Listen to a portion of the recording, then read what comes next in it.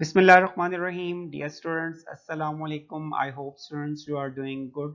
Chapter number 14, normal distribution was under discussion. Today, lecture number 4. And the topic area under the standard normal curve was continue. तो आज के section में students मैं area under the standard normal curve के topic को discuss करूंगा इन more than area situations. तो students आपने मेरे चैनल को सब्सक्राइब करना है, अपना फीडबैक जरूर दें। तो let's start the topic area under the standard normal curve with more than area situation. The contents of this lectures: at the first point, I will discuss area under the standard normal curve using area table. In the second point, I will discuss the same example 14.7 with the more than area situation. Before discussing the topic area under the standard normal curve, first of all, I will discuss the area table. In this table, students, we have the areas under the standard normal curve from 0 to z. Z की किसी भी value पे students आप लोग area को या probability को calculate कर सकते हैं फ्रॉम 0 टू z। और फर्स्ट ऑफ ऑल आपने जो है वो z की वैल्यूज को कैलकुलेट करना है using new variable z x minus mu over sigma. और फॉर एग्जांपल आपने z की वैल्यू कोई भी जनरेट की है, फाइंड की है 1.28। मैंने एक वैल्यू चूज की है 1.28 z की, और आपने इसको चेक करना है। फर्स्ट इसमें आपके पास गिवन है वर्टिकली z की वैल्यूज, और हॉरिजेंटली भी आपके पास z की वैल्यूज गिवन है ऑन सेकंड डेसिमल प्लेस।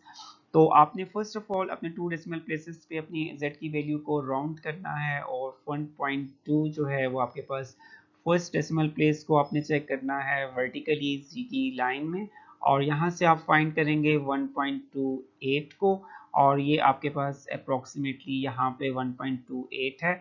और जो 8 इसके सेकेंड डेसिमल प्लेस का नंबर है ये आपने चेक करना है हॉरिजेंटली, और ये आपके पास गिवन है यहाँ पे 1.28 सेकेंड लास्ट कॉलम के अंदर।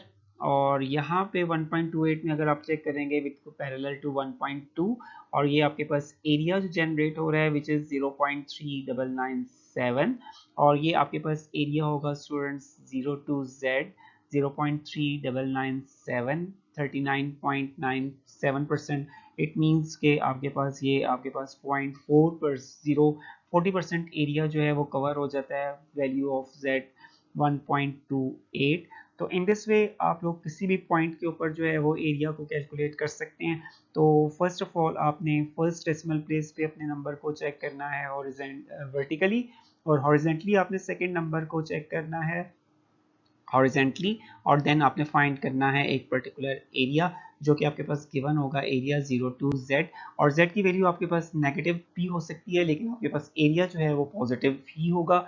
और इस तरह से आप लोग जो है वो कैलकुलेट कर सकते हैं यूजिंग एरिया टेबल। कोई भी आपके पास एरिया या प्रोबेबिलिटी को कैलकुलेट कर सकते हैं किसी भी पॉइंट z के ऊपर। Now students, I will discuss the same example 14.7 with more than area situation. In example 14.7, let x be normally distributed with mean 8 and standard deviation. First part में students calculate करेंगे probability of x is greater than or equal to 10. In the second part पे find करेंगे probability और area x is greater than or equal to 2. और third part में हम calculate करेंगे probability of x is greater than or equal to 8. और इसमें हमारे पास तमाम जो पार्ट्स हैं वो मोर देन और ग्रेटर देन के पार्ट्स हैं, और इसमें हम लोग जो है वो कैलकुलेट करेंगे greater area of any point x। और सॉल्यूशन में स्टूडेंट्स हमारे पास यहाँ पे मीन की वैल्यू गिवन है 8, और मीन को हम लोग डिनोट करेंगे म्यू से, और स्टैंडर्ड डेविएशन की वैल्यू 4 गिवन है क्वेश्चन में which is denoted by sigma.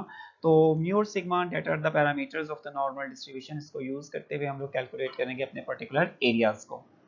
For calculating the first part, probability of x is greater than 10, first आपने ड्रॉ करना है नॉर्मल कर्व। नॉर्मल कर्व को ड्रॉ करने के लिए सबसे पहले आप एक एक्स की लाइन को ड्रॉ करें। एक्स की लाइन के बिल्कुल पैरेलल जो है वो आपने कर्व अपना नॉर्मल कर्व ड्रॉ कर लें, और नॉर्मल कर्व को ड्रॉ करने के बाद आपने राइट करना है मीन वैल्यू, और मीन वैल्यू स्टूडेंट्स आपको गिवन है क्वेश्चन में विच इज़ 8, जो कि लाई करेगी बिल्कुल middle of the normal curve. और इसके पैरेलल जो है वो आपने एक जी की लाइन को ड्रॉ करना है, और जी की line also follows normal distribution with zero mean, और जीरो आप इसका मीन राइट कर दें, और देन फिर आपने शो करना है 50% data to the left of the mean, ये 0.5, और 50% डेटा आपका लाई कर रहा है 50% एरिया जो है कवर हो रहा है आपके पास to the right of the mean.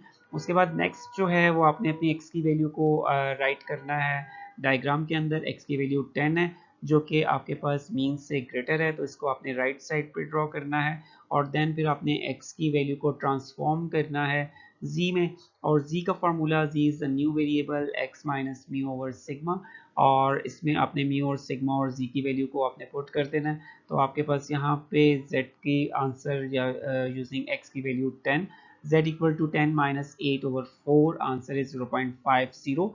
0.50 को स्टूडेंट्स आप अपने बिल्कुल पैरेलल टू 10 जो है आप राइट करेंगे, तो राइट साइड पे ये 0.50 मैंने राइट कर दिया। देन स्टूडेंट्स हम लोग जो है वो अपना एरिया शेड करेंगे कि हमने कौन सा एरिया कैलकुलेट करना है, greater than 10, x is greater than 10, तो आपने 10 से नेक्स्ट जो एरिया है वो सारा फाइंड करना है। This is my finding area, इसको आपने शेड करना है, मैंने इसको येलो शेड कर दिया यहाँ पे। और इसको कैलकुलेट करने के लिए स्टूडेंट्स हम लोग जो है वो इसको राइट करेंगे, probability of x is greater than 10 को equal to probability of z is greater than 0.50, और हम z में ट्रांसफॉर्म हो जाएंगे। और देन हम लोग फर्स्ट ऑफ ऑल जो है वो अपनी एरिया टेबल को यूज़ करते हुए z की वैल्यू 0.50 पे एरिया को कैलकुलेट करेंगे, और ये मैंने एरिया जो है फ्रॉम एरिया टेबल 0.5 को 0 में चेक करके एरिया फाइंड किया है, विच इज़ 0.1915, जो कि 0 टू z का एरिया है। और ये एरिया जो है इसको मैंने पहले फाइंड कर लिया। देन हम लोग जो है फाइंड करेंगे अपना रिक्वायर्ड शेडेड एरिया, और इसके लिए आपने इसको ब्रेक करना है अपने एरिया को, और इसको ब्रेक करने के लिए आपने 0 से infinity, this is the big area, ये आपका 0.5 है, 0 से इन्फिनिटी, इसको राइट करेंगे और ब्रेक करेंगे अपने एरिया को, तो 0 लेस देन लेस और equal c less equal infinity आपने राइट करना है। और देन फिर हम लोग जो है जो एरिया मैंने आप अभी फाइंड किया है 0.5 को 0 में चेक किया, और 0.1915 का एरिया जो है ये फ्रॉम 0 टू 0.5 है, इसको राइट करेंगे और इसको हम लोग जो है वो माइनस कर देंगे।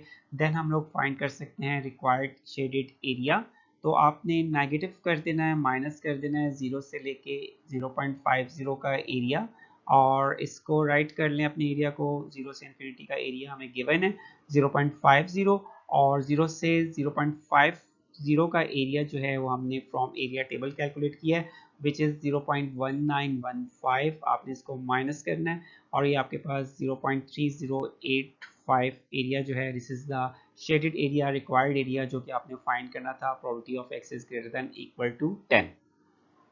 Also the type of the greater than area situation, probability of x is greater than equal to 2।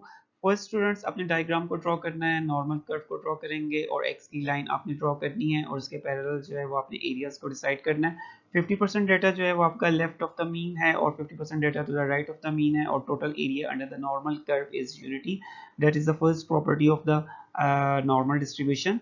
और मीन की वैल्यू आपने राइट कर देनी है मिडल में, विच इज 8, उसके पहले बाद अपने नेक्स्ट की वैल्यू जो है उसको राइट करना है x लाइन में, और ये आपके पास जो है वो मीन वैल्यू से आपके पास स्मॉलेस्ट है, तो ये आपके पास राइट की जाएगी left of the mean. Left of the mean जो है वो आपके पास यहाँ पे राइट होगा 2 की वैल्यू, और देन फिर आपने एक जी की लाइन को ड्रॉ करना है बिल्कुल parallel to the x line, और z का मीन जो है वो आपने 0 राइट कर देना है बिल्कुल मिडल में अकॉर्डिंग टू 8, और 2 के पैरेलल हम लोग जो है वो अपनी z की वैल्यू को राइट करेंगे, और z की वैल्यू जो है वो हम लोग फाइंड करेंगे x minus mu over sigma, x minus 8 divided by 4, this is the new variable z variable.